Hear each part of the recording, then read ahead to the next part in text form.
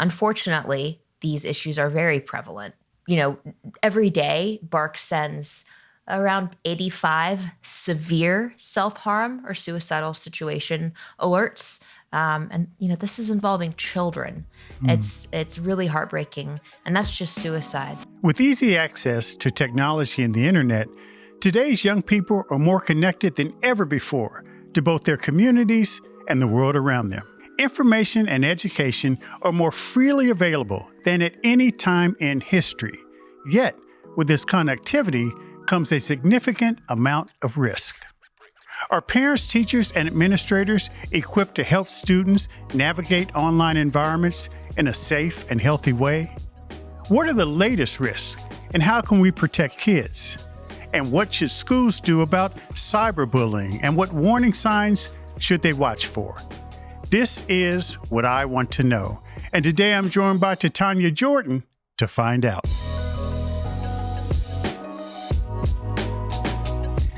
Titania Jordan is the Chief Marketing Officer and Chief Parent Officer of Bark Technologies, an internet safety solution that helps parents and schools keep children safer online. Her job is to help educate parents and schools about how to raise responsible digital natives. Titania is also the co-author of Parenting in a Tech World, a handbook offering tips and advice on fostering a healthy relationship between kids and technology. Today, she joins us not only as a tech expert, but more importantly, as a parent to discuss how we can protect our children against cyberbullying. Titania, welcome to the show. Thank you for having me. I am so excited to be here.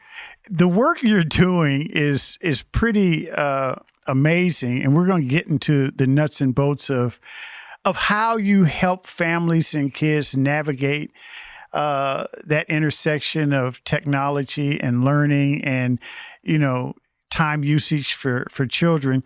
But how did you get into technology generally? I mean, how did that become sort of your life's work? I personally believe it's by the grace of God. I think He opens doors where some people only see walls. I've always been very interested in technology. I've always loved to tinker with things and learn how to use things. Whenever anybody in the family would buy any sort of gadget, they'd always throw the manual to me and say, you figure this out, and then teach me how to use it. You share stories about helping your father navigate his own experience. Talk a little bit about that. Yes. As he was growing his business and needed to do things like mail merge on labels and learn Microsoft suite of applications. He didn't have time for that, but his 9-year-old daughter did. And so that's what I did.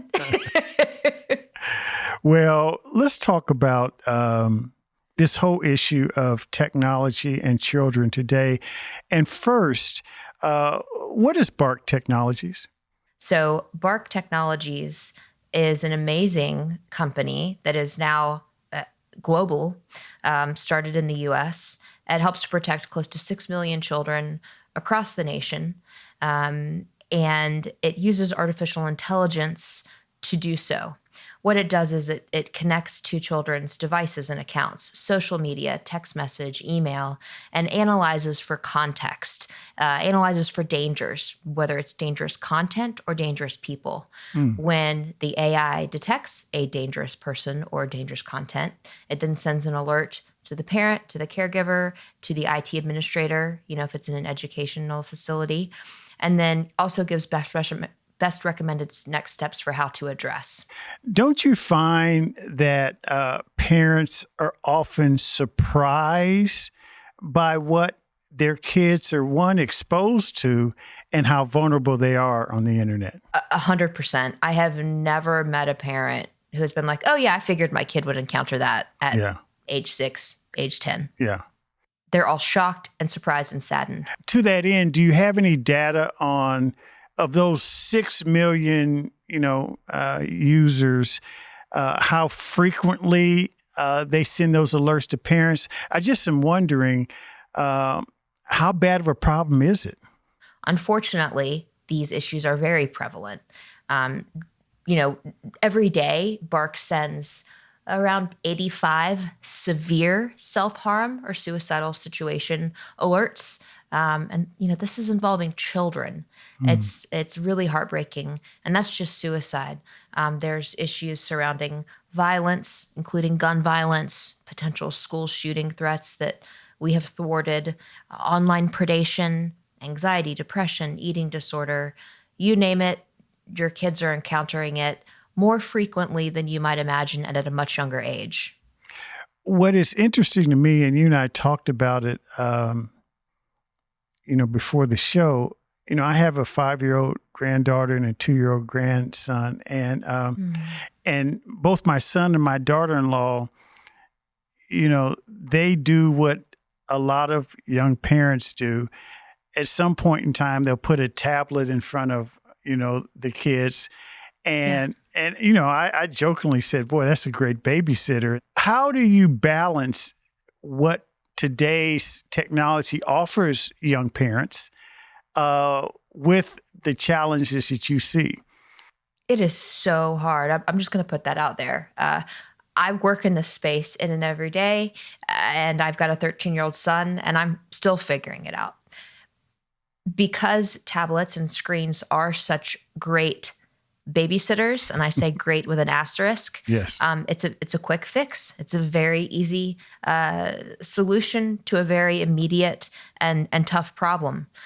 Flip side is that some of the effects of that you are not going to see for a very long time. You're stimulating the pleasure centers of your child's brain that isn't fully formed. It's akin to what happens in a brain when it ingests, drugs or alcohol or sugar. And so it's a very dangerous thing that you've got to be very cognizant about. When you do hand your child something with a screen that can connect to the world, make sure that there are safety measures in place. They can't just navigate to the internet even before they can read. They can't just open YouTube and browse freely. They can only stay within a certain parameter that you have set to make sure they are encountering little bits at a time, and then you plenty of non-screen time. More and more I'm intrigued, though, Titania, about the neuroscience associated with brain stimulation and introducing kids to these tablets and those images at a young age. You equated it to even, drug usage because the brains aren't fully developed. And a lot of parents, they instinctively say, is that real? The science is very real. It's early, which is scary, right? Because again, we are a living experiment, and our children are part of that. But it's very real. You can, again, use Google to look up studies of how tech and games and apps and social media stimulate parts of your brain that are similar to cocaine, to sexual activity, to, it's very similar. And anecdotally, it's heartbreaking once you've crossed that chasm. I've got nieces and nephews that come over, and once they have been introduced to the iPad, they don't care about puzzles. They don't care about coloring. They don't want to go outside, play with the dog. It's all about, can I have the iPad? Can I borrow your phone? That's it. That's all they want. And it's just sad. It's hard. It's hard to go back. Now, do you at Bark, or do you in your work as a parent outreach coordinator in this space, do you offer recommendations about time usage on iPads and the like, or these tablets for kids? Yes, absolutely. Without a doubt, less is more. But post-pandemic, virtual learning and even virtual therapy in some cases, it's just inevitable that we can't escape a screen. So it's more about quality over quantity. If your children are creating instead of consuming, or competing even instead of consuming, that's better for them. Also, just understanding our bodies. We are not meant, either child or adult, to be sedentary for long periods of time. And so if there is something keeping your child still for more than 2 hours at a time, it's time to change things up. They have got to move for their physical health and for their mental health. Now, you mentioned your own son who's 13, and then I talked about my grandkids, which are, they're 5 and 2. What have you seen in terms of the changes with your son who, from the age of 5 or 6 and then going into the teenage years, it seems to me that the challenges would increase or be different. Talk a little bit about sort of the aging process of young kids and how all this relates. Obviously, as when your children are younger, before they can even read, they are now being entertained by something that stimulates them like no other toy, no other adult does. So you're up against that. Then they learn how to read, and then they can search for things. They don't necessarily come to you to ask you questions because they can just ask Google, which is terrifying in and of itself. And in fact, TikTok is now the new Google, which is even scarier for reasons we can get into later. There's also people out there, a lot of them, that have bad intentions towards your children, and they are in all the places where children are to groom them and abuse them. Then your children become almost like wannabe influencers, wannabe superstars. They want to create their own YouTube channels. They want to be on TikTok. They want to be on Instagram. They want to perform, they want to record videos, and there's so many things they want to do. And so you need to talk to them about managing a digital footprint and reputation. And, they're navigating very adult themes before their brains are fully formed. And so it is just such a hard dynamic. Then you move into social media where there's the comparison trap, the longing for acceptance through likes and comments and follows, and even inclusions in private chat groups and chat threads. And it is a whole different world. And we as adults can't even begin to understand it. Even if we're in it, it's different for them. I'm amazed by the bullying that happens online, how kids, you talk about the comparison sort of issue, how kids feel marginalized, how on social media filters are used to bully kids, and, the body shaming, all of this. Talk specifically about how parents deal with this bullying phenomenon that's taken on different dimensions in the cyber world. One really staggering fact, just to help put it in perspective, is per our case study. We do a case study every year at Bark, and just over 2021, 72% of tweens, that's 8 to 12-year-olds, and 85% of teens experienced bullying either as a bully themselves or a victim or a witness. So your child could neither be the bully or the bullied, but perhaps they're one of 20 kids on a text thread and they're watching it happen. And that can desensitize them. The way that children speak to each other today, it's really staggering. They're throwing around terms like "go kill yourself." They're not actually wishing that a child would die by suicide. It's just a colloquial term that they're throwing around, not realizing the gravity of that phrase or the gravity of the problem that we're facing, where suicide is the second leading cause of death in children in this nation. And so while I'm not a doctor or a scientist, I firmly believe that we have to address this yesterday in terms of encouraging more empathy, education in the classroom. If a child can feel what it's like to be in the shoes of somebody who is being bullied, they're much more likely to refrain from that sort of activity. But peer pressure is a very powerful, powerful thing. And we all made mistakes as children. And so it's hard. It's really hard. You cannot hand your child a device and sit back and think, whew, now I can finally get some stuff done. You have got to know what they're doing on those devices. And if you don't have the time to sit and hover and helicopter for every minute they're on it, because who does? I don't.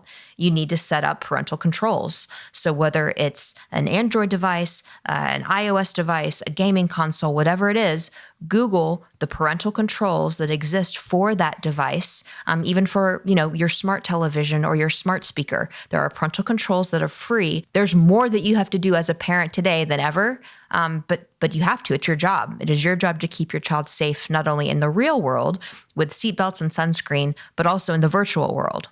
What about schools?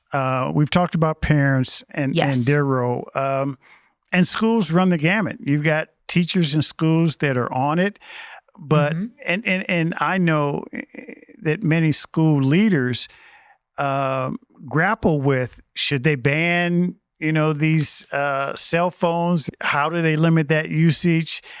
What do they do if there's a constant and ongoing challenge or problem with students who just stay on their phone and don't pay attention? How children ever got to be able to use smartphones in the classroom is still beyond me. And I do what I do. I mean, I will never forget, I was asked to speak to an 8th grade class about dangers of social media, and half of them were on their phones. And I looked up at the teacher and I was like, what? How is this allowed? How is this allowed? And she's like, I gave up a year ago. Good luck. No, that is not acceptable to me. That aside, it introduces a great deal of challenges. How they can even learn and absorb information when they've got this thing like a slot machine tugging at their brains, good luck with that. Parents and schools have to work together. We are not going to be as effective if we are in separate camps when our children are at stake. I think some drastic measures need to take place, whether it's children checking their phones in like a box in the front office at the beginning of the day and not getting them until they leave for the day. And if they need to contact mom, dad, et cetera, they can go to the front office. And you alluded to the fact that schools and parents need to work more closely together. What kinds of things should schools be doing to make sure they're in touch with parents? Teachers need a great deal more respect, and they need to be more empowered.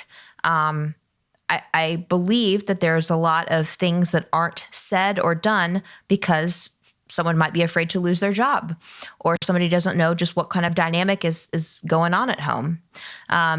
But those teachers are spending upwards of 8 hours a day with my son during the school year. I maybe have 2 or 3 with him. They are closer to the situation. I trust them. I rely on them. I need those teachers who have spent years with children in that age range, who are the experts on children, to tell me what to do, to tell me what's going on. We need to empower teachers to be able to have control in their classroom. And we need to be talking more. We need to empower teachers. Teachers, we need you to tell us what the heck is happening in your classroom. You see things and you hear things that would completely shock us. And I almost feel like there's a great lack of education on parents' part of what's really happening with kids today at school. And there's also not enough resources for teachers. I know that school counselors are overwhelmed. There's a mental health crisis, and there just aren't enough counselors to go around. It's not just one person's issue to solve. It is a collective effort. We all need to do more. But speaking on behalf of parents, tell me what to do, and I'll do it. So, Titania, I have one more question, and this is what I really want to know. What kind of advice would you give that young couple as they plan their efforts to raise their children as responsible digital natives, and that they take the right steps to ensure that their children are protected as well as benefiting from technology? What advice would you give a young couple? I would say embrace real life much more so than digital life. Yes, you want to take a picture of everything. You want to videotape everything, but make sure that your baby, when your baby is outside of the womb, that they see your eyeballs more than they see the other side of the camera lens. Make sure that before they can even talk and walk, they're observing you and your partner or you and your colleagues having conversations and not just sitting around silent with the TV on, everybody on their phone. They're going to learn so much more by observing than by, your instruction. Then when they get old enough, please don't have the default be to use a digital babysitter. For eons, parents have survived parenting young children without screens. We can do hard things. We can do this.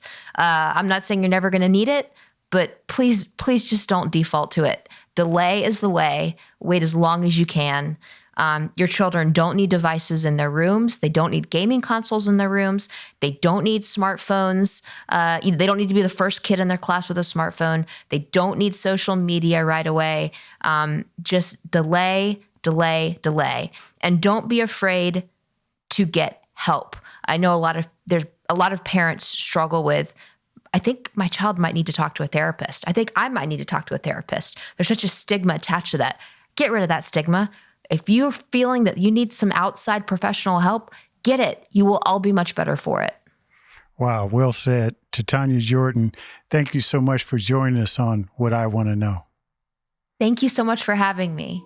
My conversation with Titania Jordan was so packed full of insights that we couldn't fit it all into one episode.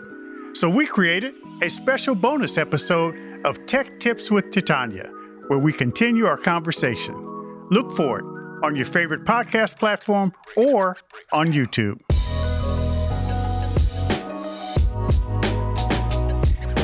Thanks for listening to What I Want to Know. Be sure to follow and subscribe to the show on Apple Podcasts, Spotify, or your favorite podcast app so you can explore other episodes and dive into our discussions on the future of education. And write a review of the show. I also encourage you to join the conversation and let me know what you want to know using hashtag WIWTK on social media. That's hashtag WIWTK. For more information on Stride and online education, visit stridelearning.com. I'm your host, Kevin P. Chavis. Thank you for joining What I Want to Know.